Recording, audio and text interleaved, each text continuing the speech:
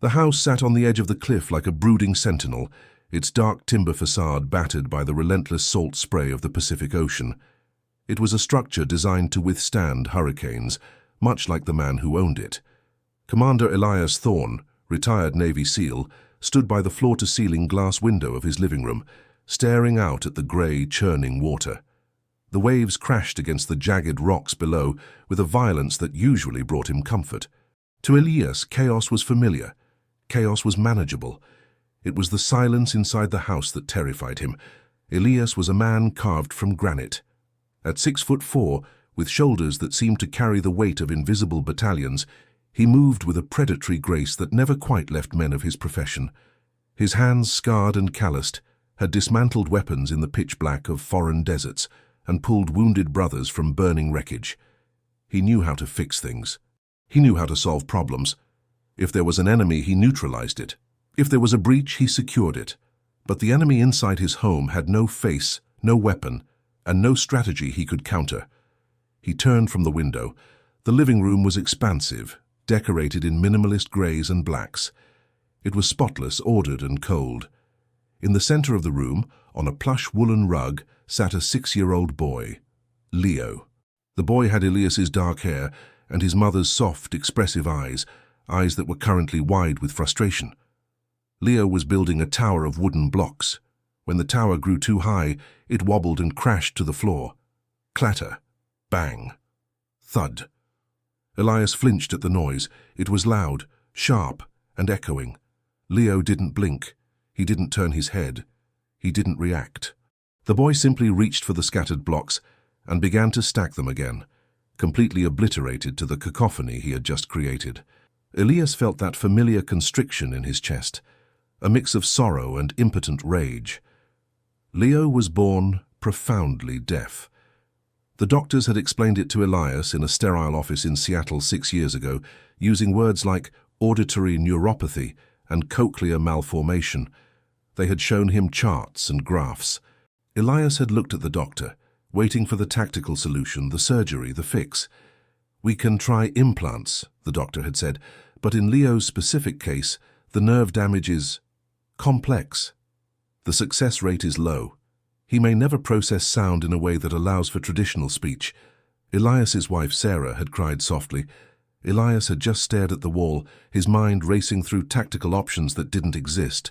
2 years later, Sarah was gone, taken not by the silence, but by an icy patch of road and a drunk driver. Now it was just the commander and the boy in the fortress on the cliff. Elias walked over to his son. He made his steps heavy, stomping his boots on the hardwood floor, hoping the vibration would signal his approach. Leo didn't look up until Elias's shadow fell over the blocks. The boy looked up, his face lighting up with a smile that broke Elias's heart every single day. Leo signed, his small hands moving with clumsy enthusiasm. "Daddy." "Look. Hi." Elias forced a smile. He knelt, his knees cracking slightly. He signed back, his movements stiff and military precise. "Good job, Leo. Very strong." He hated his own hands. They were designed for triggers and combat knives, not the delicate, emotive language of the deaf. He felt like a bear trying to play the piano. Every sign felt like a failure. He wasn't connecting. He was transmitting information. "Dinner soon," Elias said aloud, purely out of habit, then repeated it in sign. "Eat soon." Leo nodded and went back to his blocks. Elias stood up, feeling the crushing weight of isolation. He had millions of dollars in the bank, a pension, and a reputation as a hero. But he couldn't tell his son he loved him without feeling like he was reading from a manual. He couldn't sing him a lullaby. He couldn't hear Leo call his name from the other room. The silence of the house was not peaceful. It was a void. And every day Elias felt his son drifting further into it, away from him. He walked to the kitchen, opened a bottle of sparkling water, and looked at the stack of brochures on the counter. Private tutors, speech pathologists, specialized nannies. He had fired the last one 3 days ago. She had been highly recommended, a woman with a master's degree who tried to force Leo to lip-read by holding his chin. Leo had screamed. Elias had escorted her out the door within 5 minutes. "No one gets it," Elias muttered to the empty room. No one fights for him. He looked back at Leo. The boy was now vibrating his lips, making a low, humming noise he couldn't hear, feeling the sensation against his teeth. It was a self-soothing habit. To an outsider it might look strange. To Elias, it was a reminder of the barrier between them. Elias slammed his hand on the marble counter. The water bottle jumped. Leo didn't move. The commander closed his eyes and took a deep, tactical breath. In for 4, hold for 4, out for 4. He needed a miracle. But Elias Thorne didn't believe in miracles. He believed in logistics. And right now the logistics said he was failing. The weeks that followed were a blur of rain and disappointment. The Washington autumn had set in, turning the sky a perpetual bruised purple and the ocean into a violent, churning grey. Elias had interviewed 4 more candidates to help with Leo. The first was Mrs. Gable, a stern woman who smelled of antiseptic and old paper. She arrived with a briefcase full of flashcards. She sat Leo down at the kitchen table and treated him like a recruit at boot camp. "Focus," she had said, tapping the table. "Look at my mouth, apple, apple." Leo had looked at the window, fascinated by a seagull battling the wind. Mrs. Gable had snapped her fingers in front of his face. "Attention is mandatory." Elias, watching from the doorway, felt his jaw tighten. "He's 6, Mrs. Gable, not a recruit." "He lacks discipline, Mr. Thorne. Without discipline, he will never integrate into society." "He's a child," Elias growled. "Get out." The second was a young man named Todd, fresh out of university with new theories about technology. He brought a tablet and a set of expensive headphones that vibrated. He put them on Leo's head. Leo panicked, clawing at the device, tears streaming down his face. "It's just sensory overload," Todd had explained dismissively. "He has to get used to it." Elias had gently removed the headphones from his sobbing son, handed them to Todd, and pointed to the door without a word. The look in Elias's eyes, the look that had made insurgents drop their weapons, was enough to send Todd running. The third and fourth were no better. One was too pitying, looking at Leo like he was a broken doll. The other was too loud, shouting as if volume could penetrate nerve damage. By mid-November, the house was empty of tutors again. Elias had taken to homeschooling Leo himself, but it was a disaster. Elias knew history, mathematics, and survival skills. He tried to teach Leo about the Civil War using toy soldiers, but Leo just wanted to feel the vibration of the soldiers banging together. Elias tried to teach him math, but Leo would get frustrated and throw the pencil. The frustration was building in both of them. Leo began acting out. He would slam doors just to feel the impact in the frame.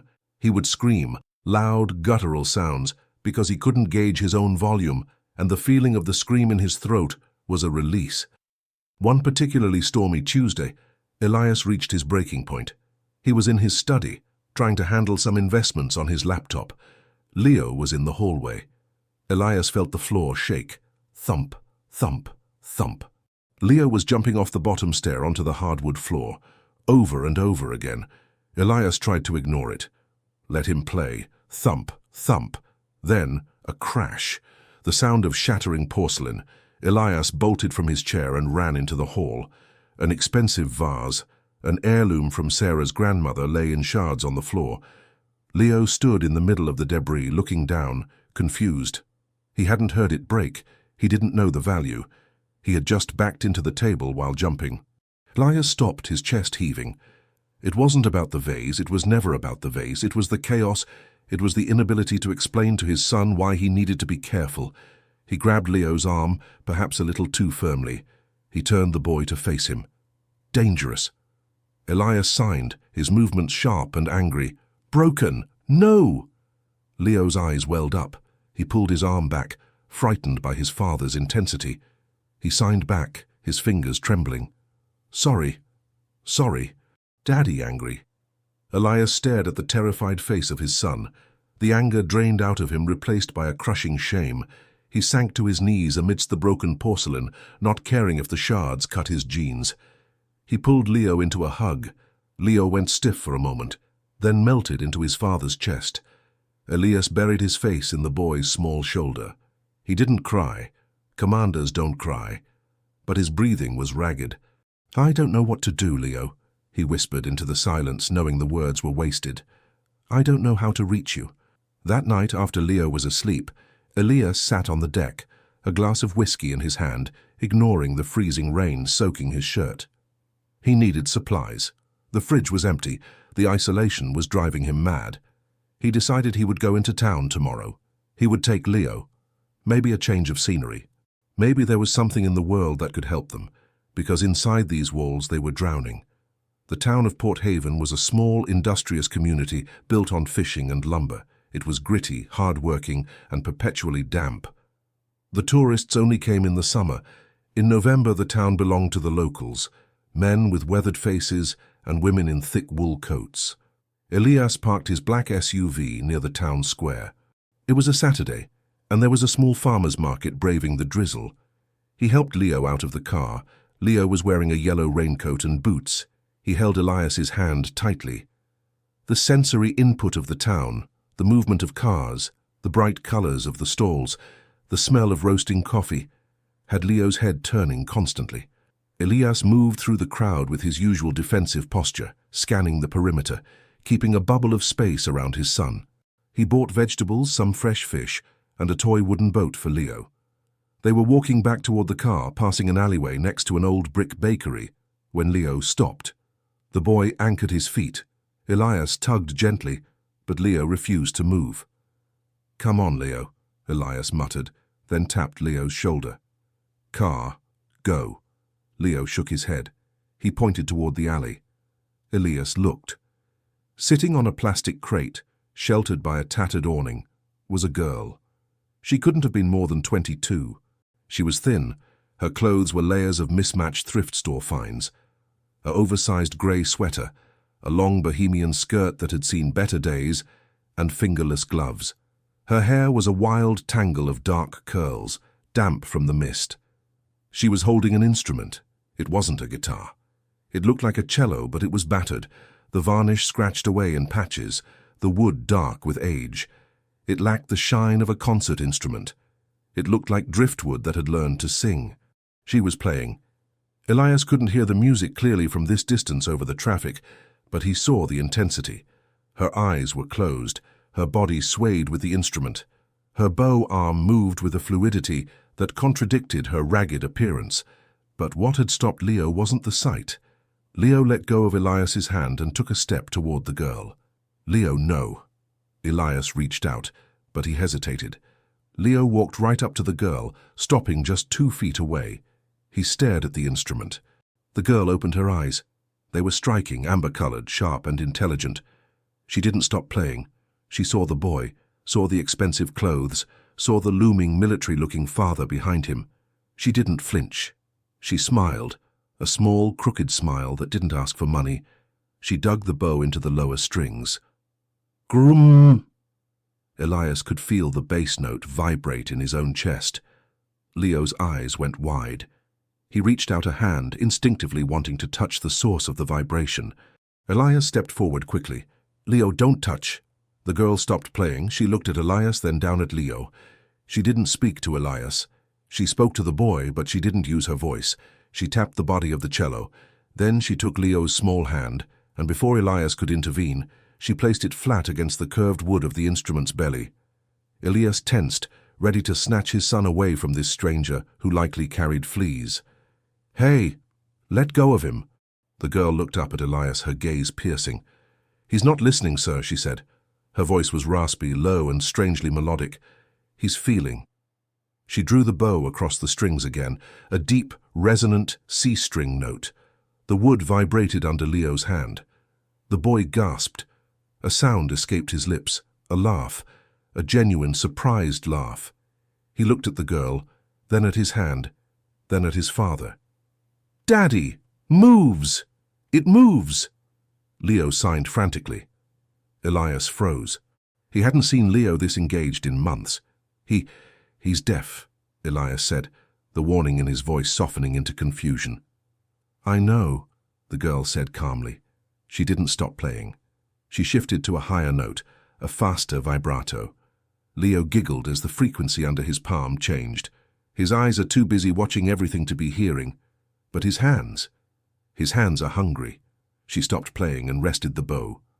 "I'm Maya." Elias looked at her. She was undeniably poor.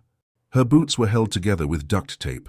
There was a duffel bag at her feet that looked like it contained her entire life, but she held that cello like it was the crown jewels. "Elias," he grunted, "this is Leo." "Leo likes the low notes," Maya observed. "They travel through the floor. He probably felt me playing before he saw me." Elias looked at the wet pavement. "Through his boots?" "Sound is just physics, Commander," she said, reading his posture like a book. "It's force. It's touch from a distance. Just because his ears are broken doesn't mean the world stops touching him." Elias was struck by her words. Touch from a distance. "Do you give lessons?" The words left his mouth before he processed them. Maya laughed, a dry, cynical sound. "Lessons? Look at me, I'm playing for sandwich money behind a bakery. I'm not exactly conservatory material." "I don't need a conservatory," Elias said, watching Leo stroke the wood of the cello as if it were a living pet. "I need someone he responds to. I've hired the best specialist in the state. He hated them all." "I'm not a specialist," Maya said, starting to pack up her bow. "And I don't like kids much. They have sticky hands." "I'll pay you," Elias said. "Triple whatever you make here in a week for 1 hour." Maya paused. She looked at the open cello case where a few dollar bills and some loose change sat. She looked at the grey sky, knowing the temperature would drop tonight. She looked at Leo, who was now looking at her with a profound, silent pleading. She sighed, blowing a curl of hair out of her face. "I don't have a car, and I'm not wearing a uniform." "I have a car," Elias said, "and I don't care about the uniform." Maya zipped up her cello case. She slung it over her back, the instrument looking almost as big as she was. She stood up. She was short, barely coming up to Elias's chest, but she stood with a defiant spine. "1 hour," she said. "But if you try to tell me how to teach, I walk. If you hover over me like a hawk, I walk. And if you treat me like the help, I walk." Elias looked at this girl, this street musician with duct-taped boots, giving orders to a former Navy SEAL. A flicker of respect ignited in his chest. "Deal," Elias said. He opened the back door of the SUV. Leo climbed in, his eyes never leaving Maya. Maya hesitated for a second, looking at the luxury leather interior, then at her own dirty coat. She shrugged and climbed in. As Elias drove back toward the cliffside house, he looked in the rearview mirror. Maya wasn't looking at the ocean view. She was tapping her fingers on her knees in a complex rhythm. Leo was watching her fingers, mesmerizingly mimicking the rhythm on his own leg. They hadn't even started, and she was already speaking a language Elias didn't know. He gripped the steering wheel tight. He hoped this wasn't another mistake. He hoped he wasn't bringing a storm into his house that he couldn't control. The silence of Elias's home was usually a vacuum, a space where sound went to die. But when Maya stepped into the living room, she didn't seem to notice the oppressive quiet. She noticed the acoustics. She walked to the center of the room, her boots clumping on the expensive hardwood. She looked up at the vaulted ceiling, then at the wall of glass overlooking the stormy ocean. "Too much glass," she muttered, unzipping her case. "Sound bounces too fast, it gets brittle." Elias stood by the kitchen island, arms crossed, watching her like she was a hostile combatant he had reluctantly allowed behind the wire. "It's a house, not a concert hall. For him." Maya pointed at Leo, who was hovering nervously by the sofa. "It's a sensory deprivation tank. Everything here is soft. Rugs, cushions, soundproofing. You've built him a padded cell." Elias bristled, his jaw tightening. "I built him a safe home." "Safe is boring," Maya said. She pulled the cello out. In the stark, modern lighting of the house, the instrument looked even more battered. The varnish was chipped, revealing the raw grain of the maple and spruce underneath. It looked like a survivor. She sat on the floor, not on the rug, but on the bare wood. She gestured to Leo. "Come." She didn't sign it. She just patted the floor. Leo looked at his father. Elias gave a curt nod. Leo walked over and sat down, crossing his legs. Maya turned the cello sideways. She didn't play a song. She took the bow and struck the C string, the thickest one, hard. It wasn't a pretty sound. It was a growl, a guttural, aggressive vibration that traveled through the endpin of the cello, into the wood of the floor and up into Leo's body. Leo's eyes widened.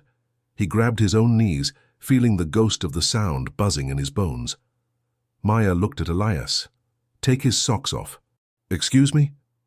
"He feels with his feet," Maya said, not looking up, adjusting a tuning peg. "The rubber on his soles is insulation. You want him to connect? Ground him." Elias hesitated, then walked over. He knelt and gently removed Leo's sneakers and socks. The boy's small pale feet pressed against the dark wood. Maya played again. This time a long, sustained note. She varied the pressure. Loud, soft, loud, soft. Leo gasped. He could feel the floor breathing under him. He looked at Maya's hand on the bow. He reached out and mimicked the motion in the air. Maya shook her head. She handed the bow to Leo. Elias took a step forward. "That looks fragile." "It's a stick with horsehair, Commander. It's tougher than it looks. Like most things." She guided Leo's hand. She placed the bow on the string. "Push," she whispered, though he couldn't hear. She pressed down on his hand. Leo pushed. Groan. The cello produced a horrible, scratchy, dying cow noise. Elias winced. But Leo? Leo's face transformed. He didn't hear the screech. He felt the resistance of the string. He felt the instrument shudder against his chest. He had made that happen. He had created a force in the world. He pulled the bow back. Groan. He pushed it again. Groan. He started laughing. It wasn't the silent, breathy laugh he usually did. It was a loud, barking laugh of pure delight. Maya sat back, letting him soar away at the expensive instrument. She looked at Elias. "He's not deaf to this. This is tactile sound. To him this isn't noise, it's texture." Elias watched his son. Leo was closing his eyes, soaring back and forth, rocking with the rhythm. He looked alive, in a way the flashcards and the lip-reading tutors never achieved. "What is the lesson plan?" Elias asked, his voice lower, the skepticism beginning to crack. "Lesson 1, Maya said, leaning back on her hands, her thrift store sweater slipping off one shoulder. "Physics, action and reaction. He needs to know that when he moves, the world moves back." Elias watched for the full hour. He didn't check his emails. He didn't clean the kitchen. He just watched the strange, disheveled girl and his son making terrible, beautiful noise in the center of his fortress. When the hour was up, Leo didn't want to let go of the bow. He clung to it. Elias had to gently pry his fingers away, promising him tomorrow. More tomorrow. Maya packed up quickly. She didn't linger. She took the cash Elias handed her, $300, a fortune for her, and stuffed it into her pocket without counting it. "Same time tomorrow?" Elias asked. "If you haven't bought more rugs by then," she quipped. She walked to the door, her heavy boots loud on the floor. "Maya," Elias called out. She turned, her hand on the heavy brass handle. "Thank you." She looked at him, her amber eyes guarding 1,000 secrets. "Don't thank me yet, Commander. We're just making noise. Music is the hard part." 2 weeks passed. The routine became the only bright spot in Elias's gray existence. Every afternoon at 3 p.m., he picked Maya up from the corner of the bakery. Every afternoon she smelled like rain and old coffee. Every afternoon she transformed his living room into a laboratory of vibration. But the honeymoon phase of the experiment was ending. The commander in Elias was resurfacing. He was a man of metrics, of progress reports, of tangible results. He watched Leo soaring at the cello, banging on the body of the instrument like a drum, and putting his teeth against the tuning pegs. It looked like play. It didn't look like learning. On a Tuesday, during a particularly chaotic session where Maya was encouraging Leo to scream while playing a note to feel the difference in his throat, Elias intervened. "Enough," Elias said, stepping into the circle. Maya stopped. Leo, seeing his father's face, dropped his hands, looking guilty.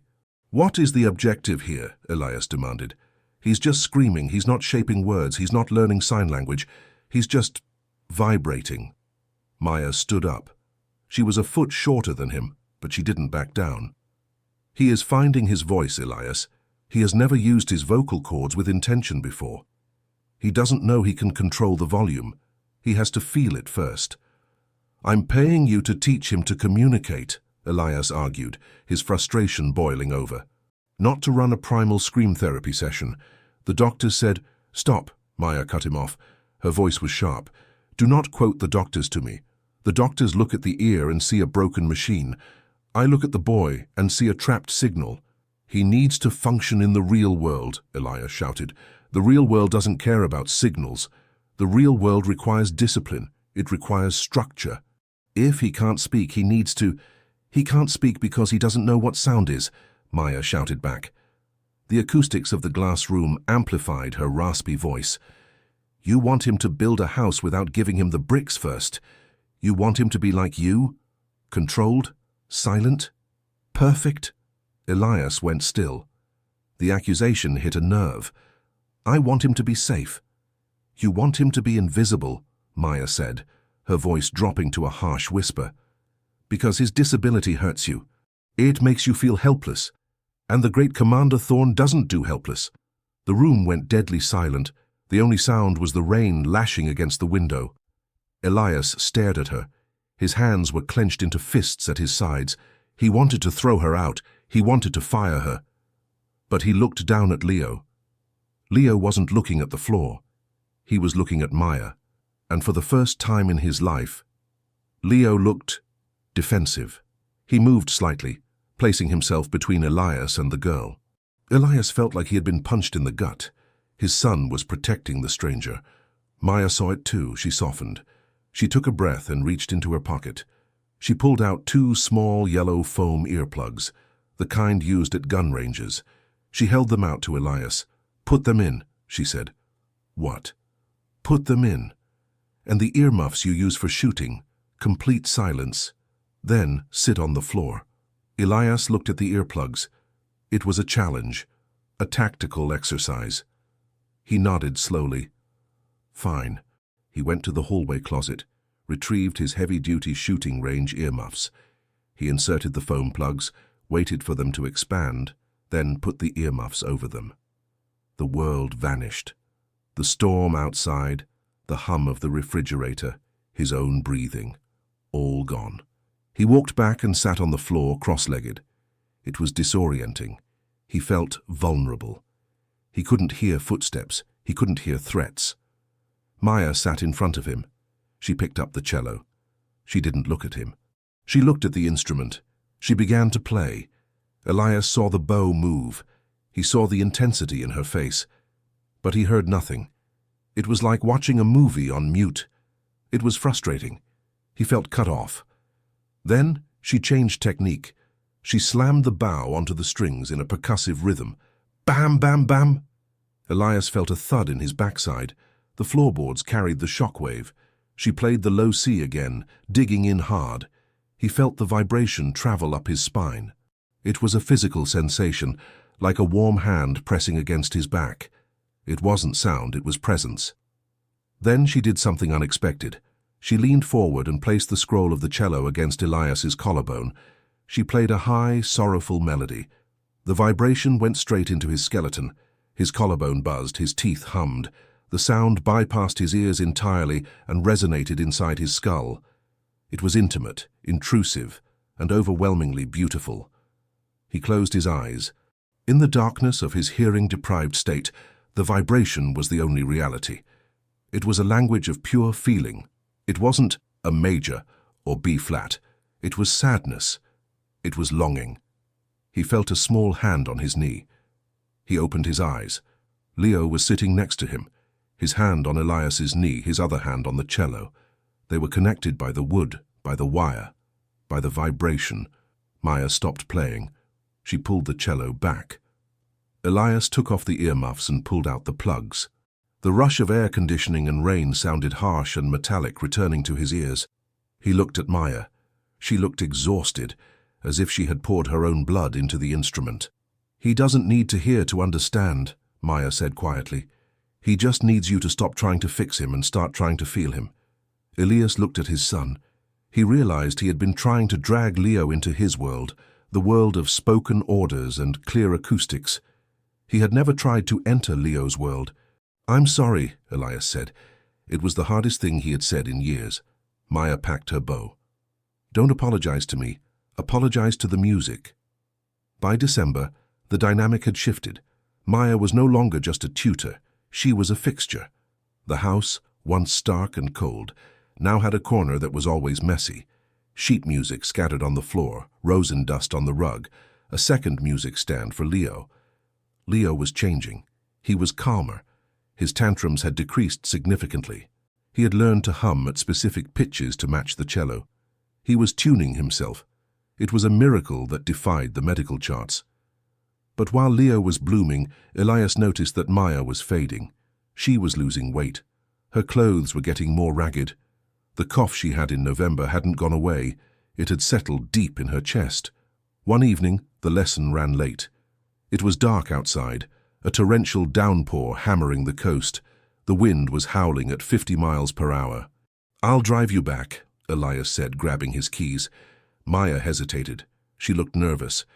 "No, just drop me at the bus station in town. I have to meet a friend." "There are no buses running tonight, Maya. The roads are flooding. I'll drive you to your place." I'm staying with friends. It's hard to find. The station is fine." She was defensive, her eyes darting to the door. Elias was a trained interrogator. He knew a deflection when he heard one, but he didn't push. "Fine. The station." He drove her to town. The streets were deserted rivers. He pulled up to the bus shelter. It was nothing more than a concrete overhang, lashed by rain. "Here?" Elias asked. "There's no one here." "They'll be here," Maya said. She opened the door, grabbed her heavy cello case and jumped out. "See you tomorrow." She slammed the door and ran under the shelter. Elias drove away. He watched her in the rearview mirror until she was a blur. But something didn't sit right. The tactical itch at the base of his neck, the one that had saved his life in Kandahar, was tingling. She's lying. He drove 2 blocks, then turned the headlights off. He pulled a U-turn. He slowly rolled back toward the station, parking in the shadows of an alleyway across the street. He watched. 10 minutes passed. No bus came. No friend came. Maya stood shivering. Then she picked up her cello case and began to walk. Not toward the residential area, but toward the industrial district, toward the old abandoned cannery by the docks. Elias followed her, creeping the SUV along at walking pace. She reached the cannery. The fence was chain link, topped with rusted barbed wire. There was a hole cut in the bottom corner. Maya shoved her cello case through the mud, then crawled through the mud herself. Elias felt a cold knot in his stomach. He parked the car and got out, pulling his hood up. He followed her trail. He slipped through the fence. Inside the cannery, it was a graveyard of rusting machinery and dripping pipes. He heard a sound, not music, a cough, a wet, hacking cough that echoed in the vast, empty space. He followed the sound to a small office room in the center of the factory. The door was off its hinges. Inside there was a pile of old blankets, a small camping lantern, and a few empty food wrappers. Maya was sitting on the blankets, wrapped in her damp coat, shivering violently. She was trying to dry her cello with a dirty rag, prioritizing the instrument over her own freezing body. "It's okay," she was whispering to the wood. "I won't let you warp, I promise." Elias stood in the doorway. His shadow fell over her. Maya gasped and scrambled back, grabbing a rusted pipe from the floor as a weapon. Her eyes were wide with terror. "Easy," Elias said, raising his hands.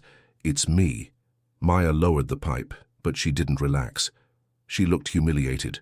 The defiance she showed in his living room was gone, replaced by the raw, shameful reality of survival.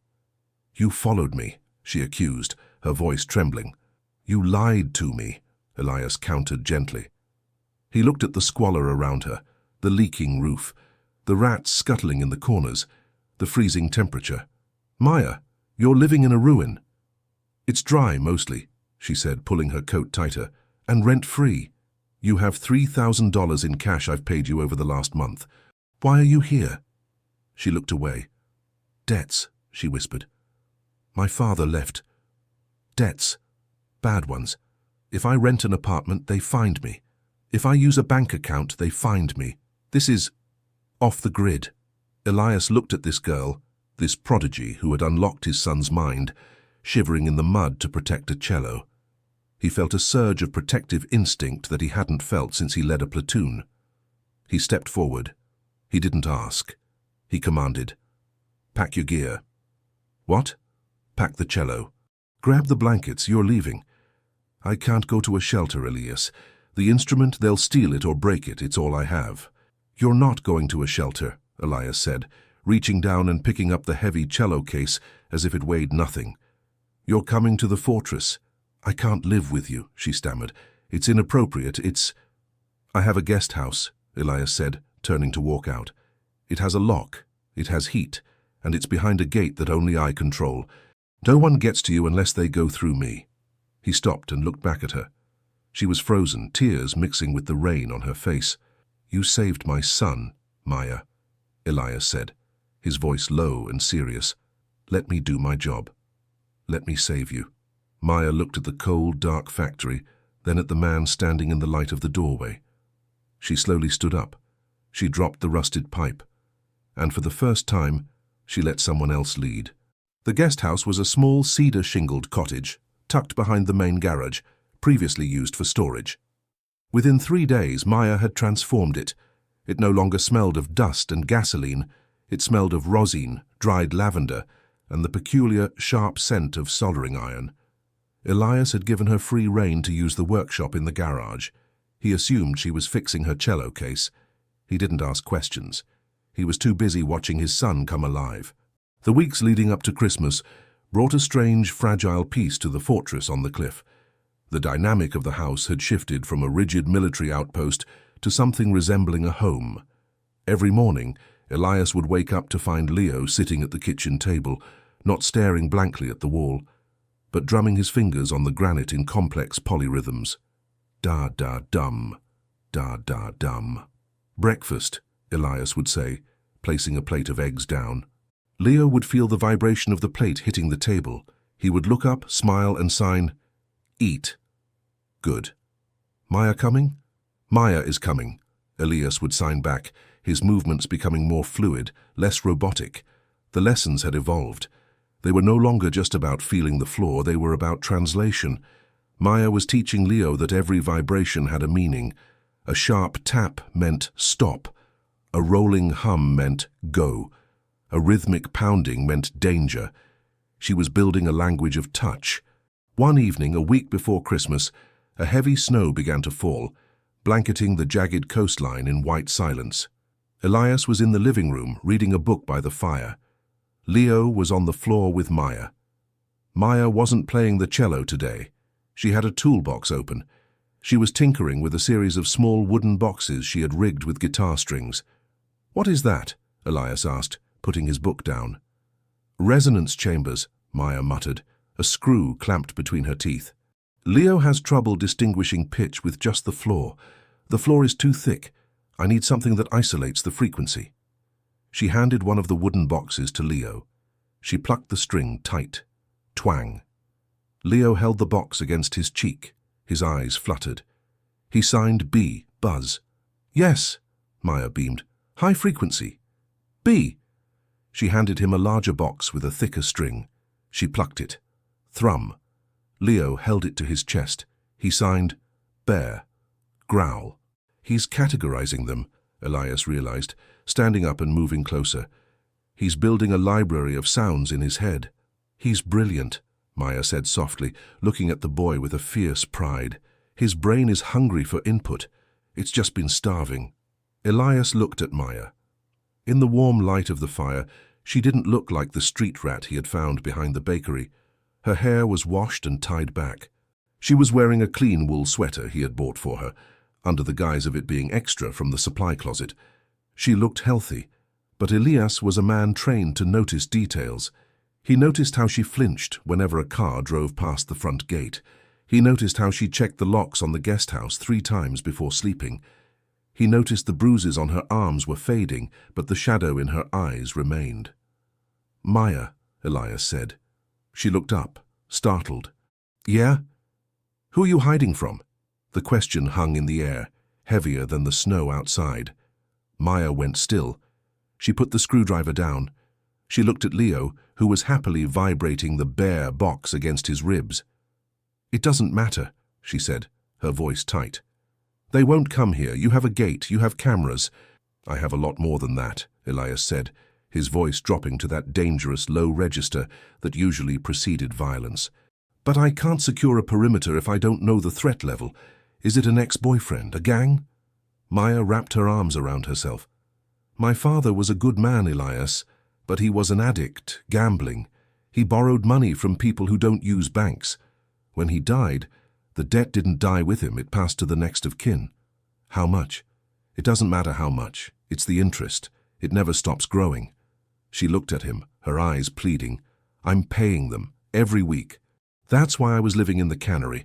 Every cent I made went to them. But I missed a payment last week because of the storm. Elias stepped closer. Give me a name. No, she shook her head frantically. These aren't local thugs, Elias. They are part of a syndicate out of Seattle. If you get involved, they'll come for the house. They'll come for Leo. Let them come, Elias said. It wasn't a boast. It was a statement of fact. No, Maya stood up, agitated. You don't understand. Violence is all you know, isn't it? You think you can shoot your way out of everything, but this is slime. It sticks. I won't let your son be collateral damage for my father's mistakes. She began to pack her tools rapidly. I should go. I shouldn't have stayed here. You aren't going anywhere, Elias said. He didn't raise his voice, but the command was absolute. You are under my protection. That means something. It means I'm a target, she snapped. It means your family, Elias said. The word slipped out before he could stop it. Maya froze. She looked at him, her lips parted. Elias looked just as shocked. He hadn't said that word since Sarah died. Leo, sensing the tension, looked up. He saw his father's rigid posture and Maya's frozen stance. He dropped the wooden box. He crawled over and sat exactly between them. He took Elias's hand and Maya's hand. He pulled them together until their knuckles brushed. Friends, Leo signed. Safe. Elias looked down at his son. Then he looked at Maya. The hard lines of his face softened. You stay, Elias whispered. We'll handle the rest. Maya didn't argue. She nodded, a single tear escaping and tracking through the smudge of rosin on her cheek. For a moment the fortress felt impenetrable, but Elias knew better. He knew that peace was just a pause between attacks, and he knew that the debt collectors were not the only thing Maya was hiding. 2 days before Christmas, the world outside was a blinding white sheet of ice. Elias had spent the morning reinforcing the perimeter fence and checking the security sensors. He had that itch again, the one at the base of his skull. He was in the kitchen making coffee when the intercom buzzed. Bizizist. Elias stared at the panel. No one came out this far in this weather. Deliveries were suspended. He pressed the button. Identify. Delivery for Ms. Corvis, a voice crackled. Distorted. Male. Smug. Maya's last name was Corvis. Elias checked the camera feed. A black sedan was idling at the iron gates. 2 men in thick coats were standing outside it. They didn't look like delivery men. They looked like trouble. Elias walked to the living room. Maya was there, tuning the cello. She saw his face and went pale. They're here, she whispered. Stay with Leo, Elias ordered. He went to the hallway closet. He punched in a code on a keypad. The door opened, revealing a gun safe. He didn't take the heavy assault rifles. He took a sleek, concealable Sig Sauer pistol and tucked it into the back of his waistband. He grabbed a heavy flashlight. Elias, don't, Maya pleaded, standing up. I'll go out there. I'll talk to them. I have some money saved now. Stay inside. Elias locked the front door from the outside. He walked down the long, snow-covered driveway. The cold air bit at his face, but he didn't feel it. He was in the zone. Heart rate steady at 60 beats per minute. He reached the gate. The 2 men were smoking cigarettes. One was tall and gaunt. The other was built like a refrigerator.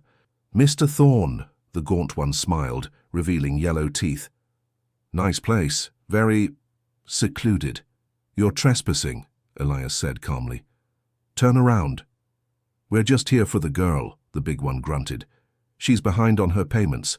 We're here to collect. Or to take collateral. She isn't here, Elias lied. We tracked her phone, Commander. The gaunt man laughed. We know she's in there, and we know about the kid, cute kid. Shame if he had an accident. Elias moved so fast the men didn't even register it. He reached through the bars of the gate, grabbed the gaunt man by the collar of his coat and slammed him face first into the iron bars. Clang! The man crumpled, blood gushing from his nose. The big man reached for his jacket pocket. Elias drew his pistol. He didn't aim it. He just held it at his side, pointed at the ground. "I suggest you rethink your next move," Elias said. His voice was devoid of emotion. It was the voice of death. The big man froze. He looked at his bleeding partner, then at the gun, then at Elias's eyes. He saw something in those eyes that terrified him more than the weapon. He saw a man who was praying for an excuse. "We'll be back," the big man spat. He dragged his partner to the car. "And next time, we bring more guys." "I'm counting on it," Elias said. He watched the sedan reverse and skid away down the icy road. Elias didn't holster the gun immediately. He waited until the taillights disappeared. Then he turned and walked back to the house. When he unlocked the front door, the living room was empty. "Maya?" Silence.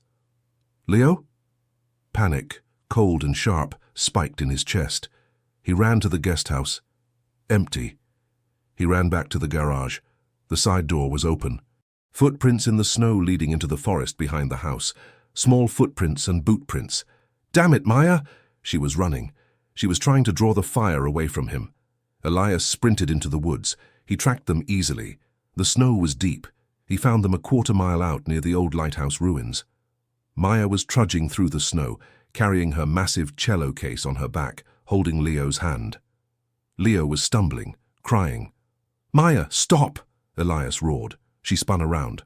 Her face was wild with fear. "Let us go. They said they'd hurt him. I can't let them hurt him."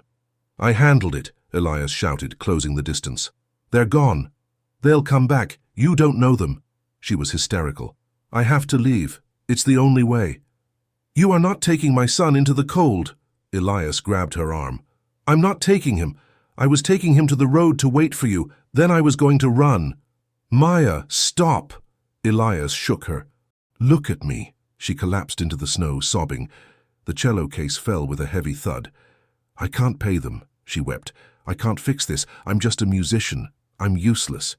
"You are not useless," Elias said, kneeling beside her. Leo clung to his father's leg, terrified. "You don't understand," she choked out. "I've been working on something for months. Since I met Leo, I thought if I could finish it, maybe I could sell it. Maybe I could pay them off, but it's not ready." "What?" Elias asked. "Sell what? A song?" Maya wiped her nose with her frozen glove. She looked at the cello case. "No, not a song." She reached for the case. Her fingers were trembling so hard she couldn't work the zipper. Elias helped her. She opened the case. Inside, nestled in the velvet, was the cello. But it looked different. The back of the instrument had been modified. The wood had been carved out, and in its place was a strange, intricate mess of copper wiring, magnets, and what looked like parts cannibalized from old radios and hearing aids. It was wired into a chin rest that looked bizarrely bulky. "What is this?" Elias asked. It's a bone conduction resonator," Maya whispered. "I built it. My dad, before he was a gambler, he was a sonar tech in the Navy. He taught me about sound transmission through solids." She looked at Leo. "The doctors, they test for air conduction, sound waves hitting the eardrum. Leo's eardrums are broken, his cochlea is malformed, but his skull is perfect." She picked up the strange, bulky chin rest. It was connected by wires to the body of the cello. "I didn't want to show you until it was perfect," she said. "I was afraid it wouldn't work and I'd break your heart." Elias looked at the device. It looked like junk. It looked like a science fair project gone wrong. "Does it work?" Elias asked, his voice barely audible over the wind. Maya looked at Leo. "I don't know. We need to test it." "Here?" "Now," Maya said, "before I go. I need to know if I wasted my time." She waved Leo over. The boy was shivering. She knelt in the snow. She positioned the cello in front of him. Then she took the bulky chin rest and placed it against Leo's jawbone and the mastoid bone behind his ear. She tightened a strap to hold it firm against his skull. "It's going to tickle," she signed. Leo looked confused. He touched the strange device on his face. Maya picked up the bow. She looked at Elias. "Cover your ears. I have to play loud to drive the magnet." Elias didn't cover his ears. He watched. Maya drove the bow into the strings. She didn't play a melody. She played a perfect, resonant G major chord. The pickup on the cello grabbed the vibration. The copper wires amplified it. The magnet in the chin rest turned the sound into a violent mechanical vibration that bypassed the ear canal entirely and hammered directly into the temporal bone of Leo's skull. The effect was instantaneous. Leo's eyes flew open, wide, wider than Elias had ever seen. The boy gasped. His hands flew up to his head, grabbing the device. He didn't pull it off. He pressed it harder against his bone. Maya played a scale. Do, re, mi. Leo's head turned. He looked at the cello. Then slowly he looked up at Maya. Tears instantly spilled from his eyes. Not tears of pain. Tears of absolute, overwhelming shock. He opened his mouth. Maya played higher. Ma. Leo's voice was cracked, unsure, but he was trying to match the pitch he was hearing inside his head. Elias fell to his knees in the snow. The world stopped. The cold vanished. The threat of the gangsters vanished.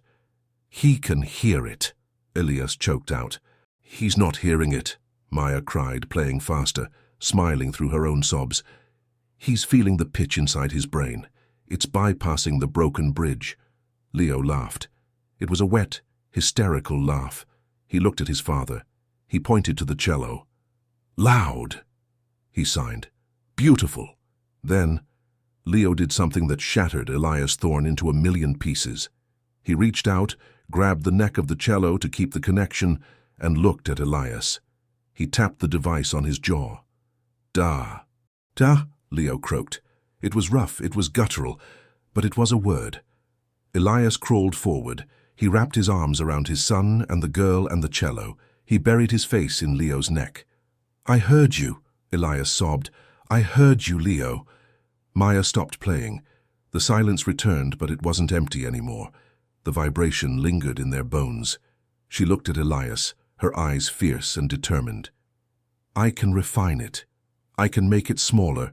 I can make a portable one. But I need money. I need parts." Elias looked at the girl who had just performed a miracle in a snowstorm with copper wire and junk. He looked at the useless musician who had done what top medical specialists couldn't. He grabbed her face gently with his gloved hands. "You'll have everything," Elias swore. "You'll have the best lab, the best engineers. We will build this for him." He stood up, pulling them both out of the snow. "But first," Elias said, looking toward the dark road where the gangsters had fled, his eyes turning to cold steel. "First, I'm going to clear your debt. Permanently." Elias did not sleep that night. He spent the remaining hours of darkness securing the house, checking the backup generators, and reviewing the schematics of the device Maya had built. It was crude, held together by hope and duct tape, but it was the most valuable thing in his world. At dawn, the snow had stopped. The sky was a hard, brilliant blue. Elias walked into the kitchen. Maya was asleep at the table, her head resting on her arms, exhausted from the adrenaline crash. Leo was asleep on the rug beside her, clutching the modified chin rest like a teddy bear. Elias made coffee. The smell woke Maya. She sat up, blinking, her hair a wild halo. She looked at Elias. He was dressed differently. The tactical gear was gone. He was wearing a charcoal grey bespoke suit, a white shirt and a tie. He looked like a CEO or a senator, but the way he stood, balanced, ready, betrayed his true nature. "Where are you going?" Maya whispered, looking at the suit. "Seattle," Elias said, pouring her a mug. "To the address you gave me last night, to see Mr. Varga." "You can't." Maya stood up, panic rising again. "You can't just walk in there. Varga isn't a loan shark. He's a monster. He has armed guards. He has lawyers." "I have money," Elias said, picking up a black leather briefcase from the counter. "And I have something better than lawyers." "What?" "Training." Elias took a sip of his coffee. "Stay inside. Do not open the gate for anyone but me. I'll be back by dinner." "Elias, please, if you go there, they might kill you." Elias looked at her, then down at Leo. "They threatened my son, Maya. They lost the right to negotiate safety. He walked out the door. The drive to Seattle took 3 hours. Elias spent the time listening to classical cello concertos, trying to understand the language Maya spoke. He drove his secondary vehicle, a nondescript sedan, to avoid drawing attention. Mr. Varga's operation was fronted by a high-end import-export firm in the industrial district. It was a glass and steel building that screamed legitimacy, but the security cameras were positioned for defensive perimeters, not theft prevention. Elias walked into the lobby. He didn't sneak in. He walked to the receptionist. "Elias Thorne to see Mr. Varga. I'm here to close the Corvus account." The receptionist, a young man who looked more like a bouncer, eyed him. He made a call. 2 minutes later, 2 men in suits appeared. They patted Elias down. They found no weapons. Elias had left the Sig Sauer in the car. He didn't need a gun to send a message. They escorted him to the top floor. Varga's office was expansive, overlooking the port. Varga was a small man, immaculately dressed, eating a salad. "Mr. Thorne," Varga said, not standing up, "my men told me you were assertive. I didn't expect you to walk into the lion's den." "I prefer to handle business face-to-face," Elias said, placing the briefcase on the desk. "Is that the money?" Varga asked, eyeing the leather case. "The girl owes me 40,000, plus interest. Let's call it 50. "There is $50,000 in there," Elias said. "Cash, untraceable." Varga smiled, wiping his mouth with a napkin. "Excellent, you see? We are reasonable men. You pay the girl's debt, she goes free. Maybe she can even come back to work for me. She has talented hands." Elias didn't blink. The air in the room grew heavy. "She will never work for you again," Elias said quietly. "She will never hear from you again. This payment buys her freedom, and it buys your silence." Varga chuckled. He motioned to his guards. "You don't make the rules here, soldier boy. You pay and then maybe I decide if I want more. Maybe I want the car you drove up in. Maybe I want to know where you live." Elias looked at the 2 guards, big men, slow, overconfident. "I tried to do this the polite way," Elias sighed. Varga snapped his fingers. "Escort him out. Keep the money." One of the guards reached for Elias's shoulder. Elias moved. It wasn't a brawl. It was a clinic in biomechanics. Elias grabbed the guard's wrist, twisted, and stepped in. He used the man's own momentum to slam him into the glass coffee table. Crash. The second guard reached for a holster. Elias spun, driving a palm strike into the man's solar plexus, collapsing his diaphragm.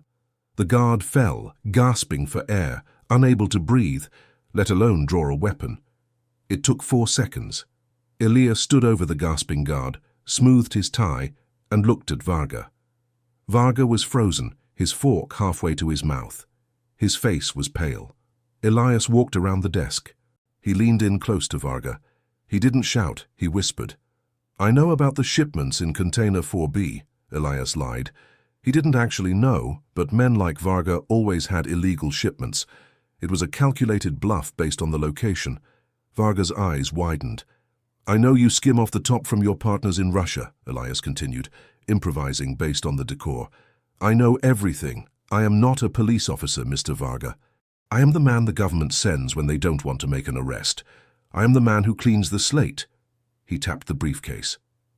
"This is $50,000. It is a gift. Take it. Close the Corvus file. Burn it. If I see one of your men near my home, or near Maya, I won't come back with money. I will come back at night and I won't knock." Elias straightened up. "Do we have an understanding?" Varga nodded rapidly, sweating. "Done. The debt is paid. She's a ghost to us." Elias turned and walked out, stepping over the groaning guard. He took the elevator down, nodded to the receptionist, and walked out into the sunlight. He got in his car. His hands weren't shaking. His heart rate was 65. He pulled out his phone and dialed the house. "Maya? Elias, are you okay?" Her voice was frantic. "I'm coming home," Elias said. "It's finished." 6 months later. The Washington summer had finally arrived, burning off the mist and turning the Pacific Ocean into a glittering sheet of sapphire. The fortress on the cliff looked different now. The windows were open. There were flower pots on the deck. Maya's attempt to soften the brutalist architecture. Inside the garage, the guest house was empty. Maya didn't live there anymore. She had a room in the main house down the hall from Leo's, but the garage was bustling. It had been converted into a high-tech workshop. Elias stood in the doorway holding a glass of iced tea. He watched Maya and a team of 3 engineers working over a workbench. "The frequency response on the version 4.0 is stable," one engineer said, looking at a monitor.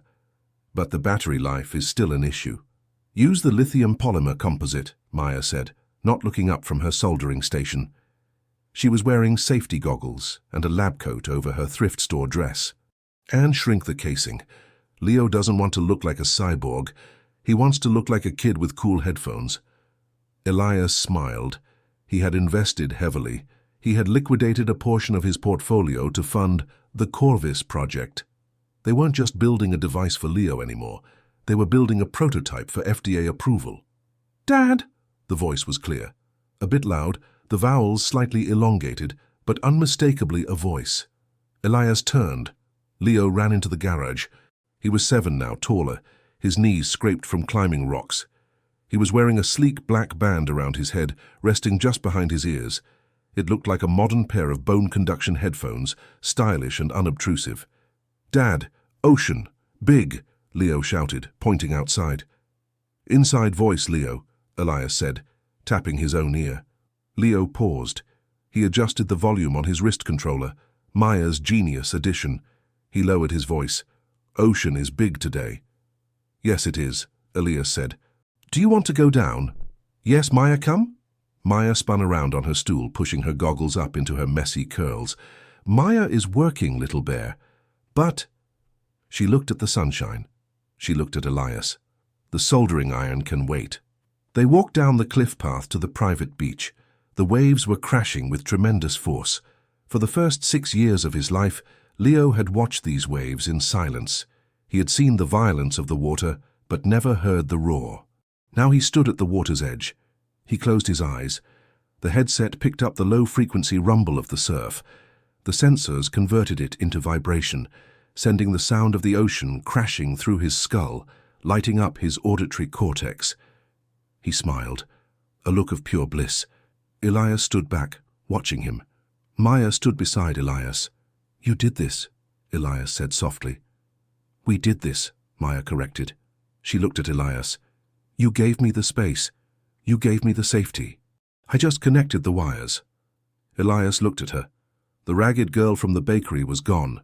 In her place was a woman of brilliance and strength, a woman who had challenged him, fought him, and ultimately saved his family. He reached out and took her hand. It was rough, calloused from cello strings and soldering irons. It felt perfect in his. "I filed the paperwork today," Elias said. Maya looked at him, nervous. "For the patent?" "For the adoption," Elias said. "And for the business partnership. 50-50. Corvus and Thorn Technologies." Maya squeezed his hand. Her eyes welled up. "I still owe you $50,000. "Consider it an investment," Elias smiled. "I expect a high return." Leo ran back to them, holding a large, smooth stone. "Listen," Leo said. He banged the stone against a piece of driftwood. "Thwack," he laughed. He hit it again. "Thwack." "It's a G-shop," Maya laughed. "Roughly." Leo looked at them holding hands. He dropped the stone. He ran over and wrapped his arms around Elias's legs and Maya's waist, pulling them into a huddle.